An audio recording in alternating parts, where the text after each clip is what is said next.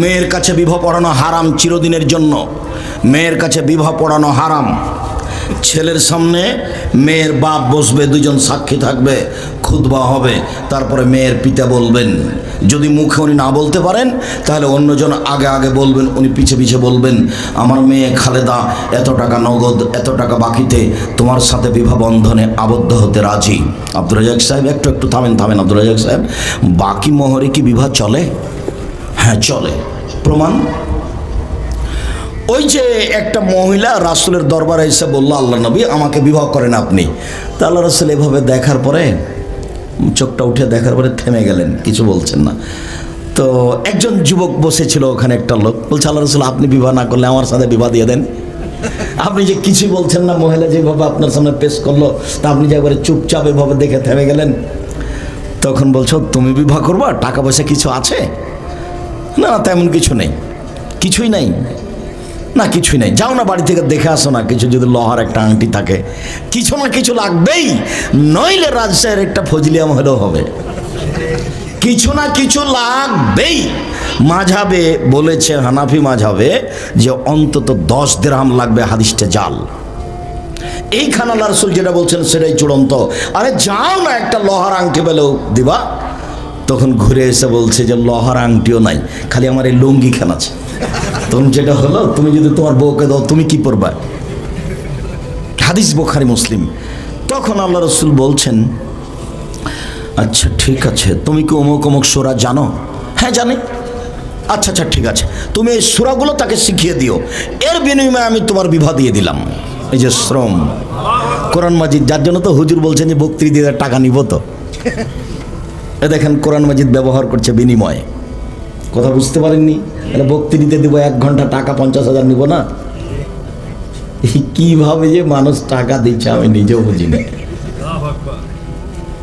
আমি যেটা বলেছি সেটাই ঠিক। এদেশের শতকরা 95 জন বক্তা মিথ্যু, এদেশের শতকরা 98 জন মুফাসসির মিথ্যু। কে একটু সাহস করে বলে না কেন? 32 বছরে কোনোদিনও অপ্রয়োজনীয় বাক্য বলিনি, জালজয়ী হাদিস বলিনি, কিস্সা কাহিনী বলিনি। বলে না কেন সাহস করে? আমি তো বলছি, আর আমি প্রতিদিনই বলছি। বক্তৃতার জগৎ আমাকে অন্তত দেখাতে হবে না। 32 বছর থেকে বক্তব্য দিয়ে একে আমি হাড়ে হাড়ে চিনি। এই অবস্থাকে আমি হাড়ে হাড়ে চিনি, অক্ষরে অক্ষরে বুঝি। আপনি বুঝতে পারছেন, আস্ত ফাঁকি দেওয়া কিছুই না। যারা বক্তব্যের ব্যবস্থা করেছে তাদের কিছু টাকার দরকার, আর ওরা বলছে বক্তৃতা করে আমারও কিছু টাকার দরকার। তো দুইজনের উদ্দেশ্য শেষ হয়েছে, দুইজন বাড়ি চলে গেছে। সলাতের সাথে, ইবাদতের সাথে, নামাজের সাথে কারণ সম্পর্ক নাই। আর এইভাবে গেলে আল্লাহকে চিনাও যাবে না। ও ঘুমাইতেও পারবে না রাত 10টায়, রাত 3টায় উঠতেও পারবে না। সব মিলে এরকম এলোমেলো চলছে। এটা আমার চোখের সামনে, এই জিনিসটা কেউ তর্ক করতে পারবে না। আর হাদিস কেউ মুখস্থ করে না, এটা একটা অসুবিধা। আলহামদুলিল্লাহ, আল্লাহর অশেষ দয়া, ঘন্টার ঘন্টা আমি হাদিস অনুবাদ করে শোনাতে পারি আপনাকে। আবু হুরায়রা রাদিয়াল্লাহু তাআলা আনহু বলেন, রাসূল সাল্লাল্লাহু আলাইহি সাল্লাম বলেছেন, লা ইউজির রাজুল ইলা রাজুল ফি সাবিন ওয়াহিদ। পুরুষ একজন আরেকজন পুরুষের সাথে যেন এক লেপে না শয়, এক বিছানে না শয়। ওয়ালা তুবজিল মারাত ইলাল মারাত ফি সাবিল ওয়াহিদ। একজন মহিলা যেন আরেকজন মহিলার সাথে এক লেপে না শয়, চিরদিনের জন্য হারাম। এইভাবে মেসে মেয়েগুলি থাকছে 2-5 জন, ওরা একজন পুরুষ একজন নারী হয়ে জেনা করছে দিন রাত। সমকামিতা, পুরুষও তাই। আল্লাহ নবী নিষেধ করলেন। আল্লাহ রাসূল কি কিছুই বুঝেন না? যার সাথে জিবরাইল চলেন, এই কথার দাম আছে না? এই কথার দাম কত কোটি টাকা আপনি হিসাব করেছেন? এইভাবে বলছেন, লাইবজির রাজুলে ইলা রাজুলে ফি সাবিন ওয়াহিদিন।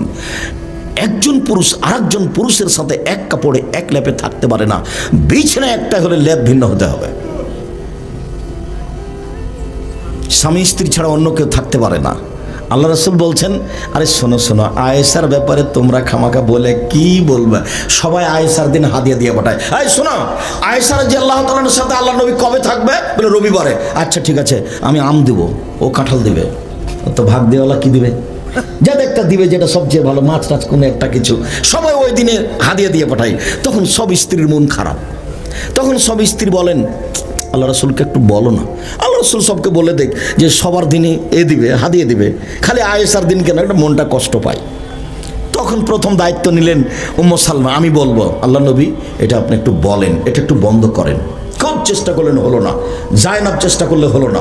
ফাতেমা একদিন চেষ্টা করছেন, আব্বা সবাই খালি বলা বলি করে, আপনি শুধু আয়েশা রাদিয়াল্লাহু তাআলা আনহার দিনে মানুষ খালি হাদিয়া দেয়, অন্য দিনে দেয় না, সব স্ত্রী কষ্ট পায়। তখন উনি বলছেন, দেখো আয়েশার ব্যাপারে তোমরা আমাকে কষ্ট দিও না। আয়েশা তো এমন মহিলা যে আমার সাথে এক ল্যাপে থাকে তখন জিবরাইল চলে আসেন। কারোর সাথে তো জিবরাইল আসেন না, ও যে কত দামি মহিলা। আমি আরো এক ল্যাপে আছি তো জিবরাইল চলে এসেছেন, মানে এক ল্যাপের নিচে তিনজন। তখন মোহাম্মদ সাল্লাল্লাহু আলাইহি সাল্লাম, তখন আয়েশা রাদিয়াল্লাহু তাআলা না, তখন জিবরাইল। বলে জিবরাইল তো আনুরের তৈরি, এটা উনি বুঝেন না যে এটা কি অনুভূতি তার নাই, এগুলো বাস আদেশ পালন করে, 19-20 হবে না, শুধু আদেশ পালন করে, কোনো পাপ নাকি করার কোনো ক্ষমতা নেই।